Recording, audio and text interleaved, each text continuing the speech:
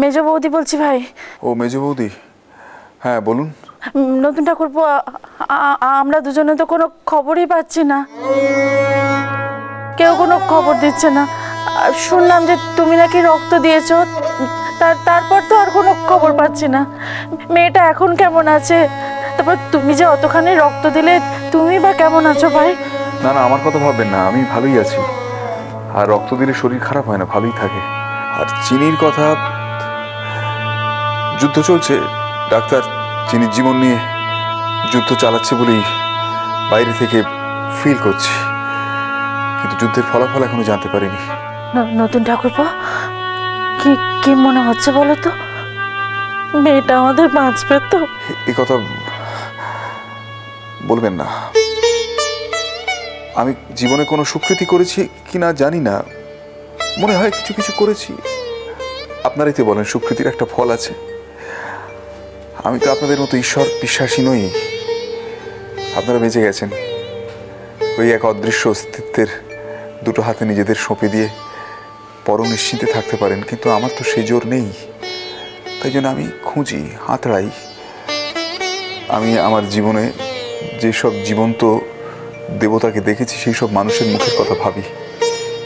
তারা আমাকে অনেক সময় অনেক আশীর্বাদ করেছিলেন। আজ সেই সব আশীর্বাদের কথা রিকালেক্ট করার চেষ্টা করছিলাম, আর ভাবছিলাম যে সেই আশীর্বাদের জোর কি এতটা হবে যে সেই জোরে আমার চিনি মায়ের প্রাণটা আমি ফিরিয়ে আনতে পারবো। আপনি বিশ্বাস করুন, আমি সারাক্ষণ ধরে শুধু সেই মুখগুলোকে ভাবার চেষ্টা করছি, আর তাদের সামনে নতজানু হয়ে প্রার্থনা করছি যে চিনির জীবনটা ভিক্ষে দিন আপনারা, আমাকে আর কিচ্ছু চাই না। আসলে মেয়েটা আমার সঙ্গে সবে লড়াইয়ের ময়দানে নেবে, এভাবে হেরে গিয়ে লড়াই না করে শিবিরে ফিরে যাবে, এটা আমি মেনে নিতে পারছি না। ওকে লড়াই করতেই হবে আমার সঙ্গে, ওকে আমার শেষটা দেখতেই হবে।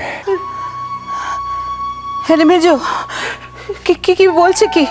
হ্যাঁ, খবর ভালো না? আরে এখনো একটু ভালো হয়নি কিছু? নতুন ঠাকুরপো ভাই, তুমি একটু দিদি ভাইয়ের সাথে কথা বলে নাও। হ্যালো, হ্যাঁ নতুন ঠাকুরপো, কি গো, কি কি কি বলছেন? কেমন আছে চিনি? খবর পেয়েছো? এখনো কোনো খবর পাইনি বড় বৌদি। আমি বুঝতে পারছি আপনারা কি মানসিক যন্ত্রণায় ওখানে সময় কাটাচ্ছেন। এখানেও আমি বলছি আপনাকে, কোনো ভালো খবর পেলেই আমি সঙ্গে সঙ্গে আপনাদের ফোন করে জানাবো। এখানেও সবাই খুব উৎকণ্ঠার মধ্যে দিয়ে সময় কাটাচ্ছে। দোয়েলকে তো সামলানোই যাচ্ছে না, এত কান্নাকাটি করছে। আসলে বুঝতে পারছি ওর ভেতরটা কিভাবে পুড়ে যাচ্ছে। তবে আমি আপনাকে কথা দিচ্ছি বড় বৌদি, আমি কথা দিচ্ছি, চিনি শুধু একবারটি ভালো হয়ে ফিরে আসুক, একবারটি ভালো হয়ে ফিরে আসুক। আমি একদম চলে যাব জীবন থেকে।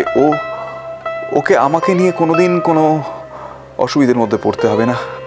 আমার জন্য ওকে সারা জীবনে আর কোনোদিন কোনোভাবে কষ্ট পেতে হবে না। আমি আপনাকে কথা দিচ্ছি। আমরা তো তাকেও চাইনি নতুন ঠাকুরপো। তোমার মতো একটা মানুষের ছায়া যে চিনির জীবনে থাকবে না, এটা যে তার কত বড় ক্ষতি, এটা তো আমরা হাড়ে হাড়ে বুঝতে পারছি।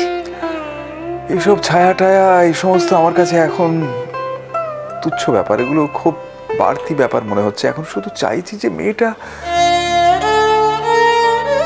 প্রাণে বাঁচুক, মেয়েটা সুস্থ হয়ে উঠুক, কিচ্ছু চাই না। তো ডাক্তাররা খবর দিতে এত দেরি করছে কেন গো নতুন ঠাকুরপো? হয়তো স্বাভাবিক, জানেন, এত ব্লিডিং হয়েছে।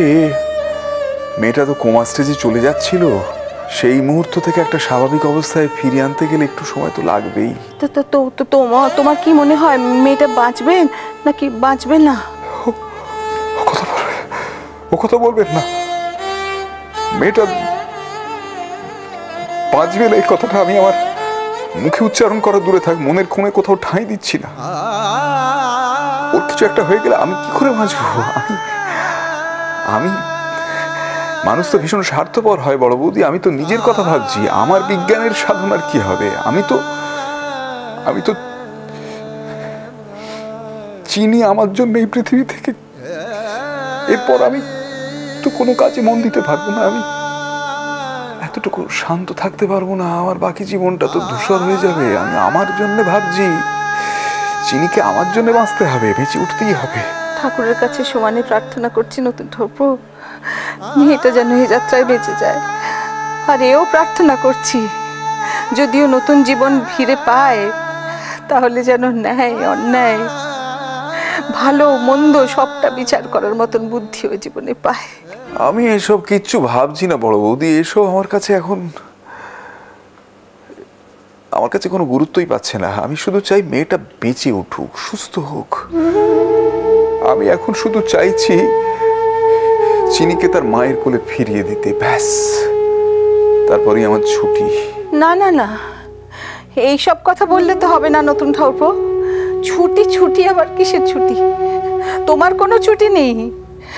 সাধ করে যখন এত বড় একটা দায় নিজের ঘাড়ে তুলে নিয়েছো, তখন সেই দায় নামিয়ে তুমি চলে যাবে না? এই কথা তো আমরা ভাবতেও পারি না ভাই। আমি আমি দায় এড়িয়ে যাওয়ার কথা বলছি না বড় বৌদি, আমি বলছি আড়ালে থেকেও তো দায় পালন করা যায়। হ্যাঁ, আমি হয়তো আপনাদের সকলকে নিয়ে বাঁচতে চেয়েছিলাম, হয়তো দোয়েলকে নিয়েও একটু ভালোভাবে থাকতে চেয়েছিলাম, কিন্তু এখন আমার এই আকাঙ্ক্ষার থেকে মেয়েটার বেঁচে ওঠা, মেয়েটার সুস্থ হয়ে ওঠা অনেক অনেক বেশি জরুরি।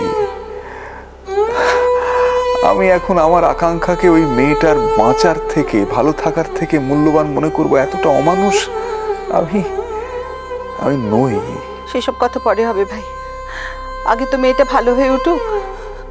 আর শোনো, তোমাকে আমি আরেকটা কথা বলছি, মেয়েটা ভালো হয়ে উঠলে সেই খবরটা কিন্তু আমি তোমার কাছ থেকেই চাই, অন্য কারোর কাছ থেকে না। তুমি আমাকে সেই খবরটা দেবে, বুঝেছো? আপনি আমাকে কৌশল করে আটকাবার কথা ভাবছেন তো?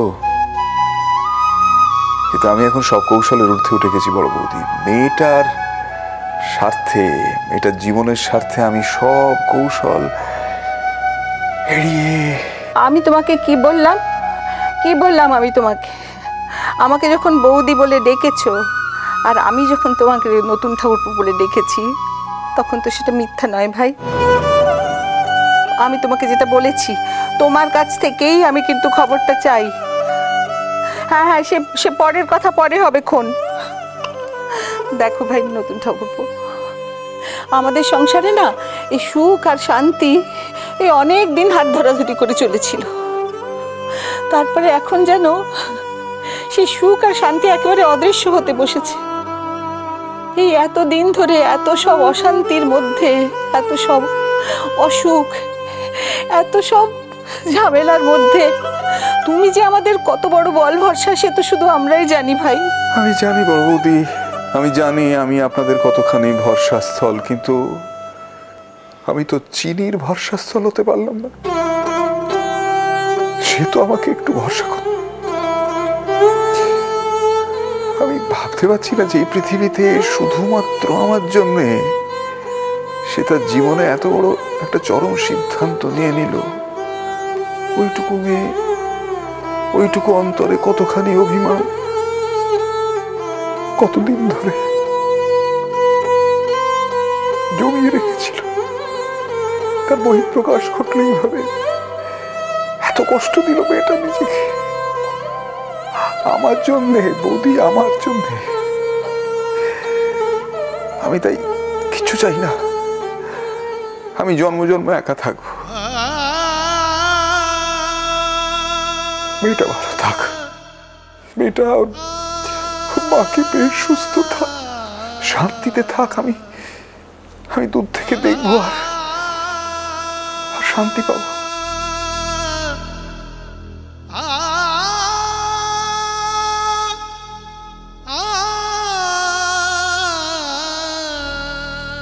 বিক্রমকে খাওয়াও, ও সকাল থেকে কিচ্ছু খায়নি। না, আমি এখন খাবো না।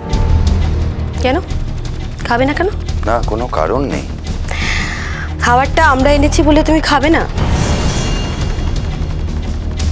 তাহলে বাড়িতে যে খাবারটা রাখা রয়েছে সেটাও তো কমলিকার রোজগার করার টাকা দিয়ে। বিক্রম, মিষ্টি কুটু মিষ্টি কুটু মিষ্টি কুটু।